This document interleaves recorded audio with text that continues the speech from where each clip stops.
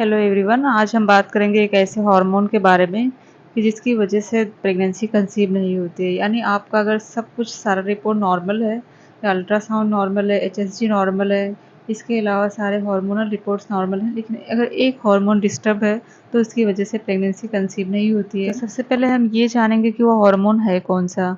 तो हार्मोन जो है प्रोलैक्टिन है, जो कि एंटीरियर पिट्यूटरी ग्लैंड से सिक्रीट होता है और इसका मेन फंक्शन जो होता है मिल्क प्रोडक्शन होता है। यानी कि ज़्यादा क्वांटिटी में अगर है तो सिर्फ ड्यूरिंग प्रेगनेंसी या तो फिर डिलीवरी के बाद ही होता है।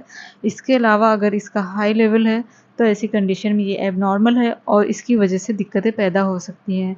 तो सबसे पहले हम देखेंगे इसका नॉर्मल वॉल्यूम क्या होता है।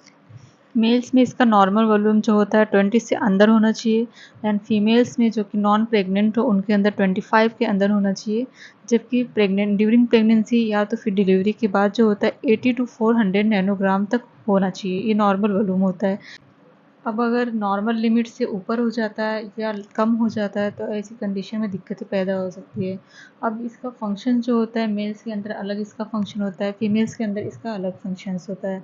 तो सबसे पहले हम फीमेल्स के बारे में देखेंगे कि इसका नॉर्मल फंक्शंस क्या होता है और कम या ज़्यादा होने की वजह से क्या क्या दिक्कतें पैदा हो सकती हैं।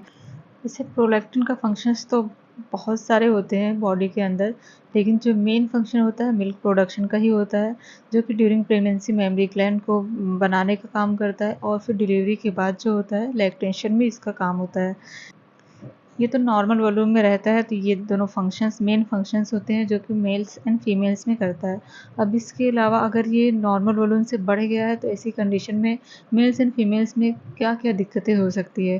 तो सबसे पहले हम फीमेल्स के बारे में देखेंगे कि अगर ये 25 नैनोग्राम से ज़्यादा है, यानी नॉन प्रेग्नेंट लेडीज़ है या डिलीवरी के बाद की कोई पेशेंट नहीं है, तो ऐसी कंडीशन में 25 नैनोग्राम से ज़्यादा अगर उसके अंदर प्रोलैक्टिन हार्मोन है तो ऐसे पेशेंट्स में इरेगुलर पीरियड्स होगा या तो फिर लैक्टेशनल सिम्टम्स होंगे।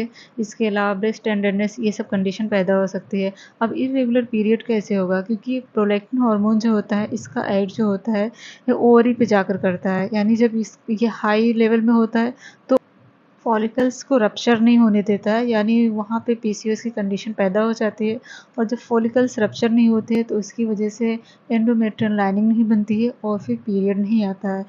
और अगर पीरियड आता भी है तो बहुत ही कम वॉल्यूम में आएगा, यानी 1 दिन 2 दिन या तो फिर 2 महीने से 3 महीने से ऐसे आता है। तो ये सारी कंडीशन जो होते हैं इनफर्टिलिटी कॉज करती हैं, यानी इसकी वजह से अगर अंडे नहीं फूट रहे हैं तो फिर पीरियड भी नहीं आएगा और फिर प्रेगनेंसी भी कंसीव होने के कोई चांसेस नहीं होते हैं। इसी तरह अगर हम देखेंगे मेल्स में इसका अगर नॉर्मल वॉल्यूम से ये बढ़ गया है, यानी 20 नैनोग्राम से ऊपर है, तो ऐसी कंडीशन में स्पर्म प्रोडक्शन नहीं हो पाता है, यानी स्पर्म की ग्रोथ को, स्पर्म के मैचुरेशंस को ये रोक देता है और जिसकी वजह से भी प्रेगनेंसी कंसीव नहीं होती है। इसके अलावा ऑस्टियोपोरोसिस जैसी कंडीशन पैदा हो जाती है, यानी जब ये नॉर्मल वॉल्यूम से ज़्यादा होता है तो इसका असर जो होता है हड्डियों पर पड़ता है, यानी अंदर से हड्डियों को ये खोखला कर देती है, जिसकी वजह से सीवियर बैक एक जैसी कंडीशन पैदा हो जाती है। अब इसका हम ट्रीटमेंट देखेंगे कि ये किस तरह से हम इसको नॉर्मल वॉल्यूम में लाएंगे।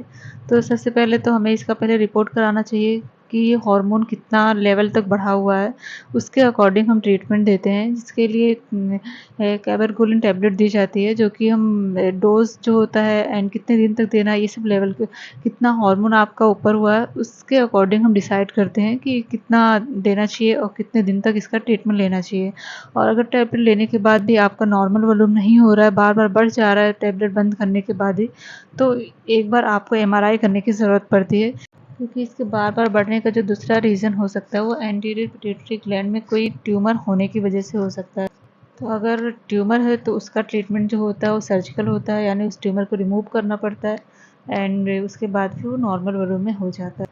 ये हुआ प्रोलैक्टिन हार्मोन के बारे में कि उसका नॉर्मल वॉल्यूम क्या होता है मेल्स एंड फीमेल्स में, इसका फंक्शंस क्या होता है, और अगर ये नॉर्मल वॉल्यूम से बढ़ गया है तो उसकी वजह से क्या कौन कौन सी दिक्कतें हो सकती हैं एंड इसके ट्रीटमेंट के बारे में।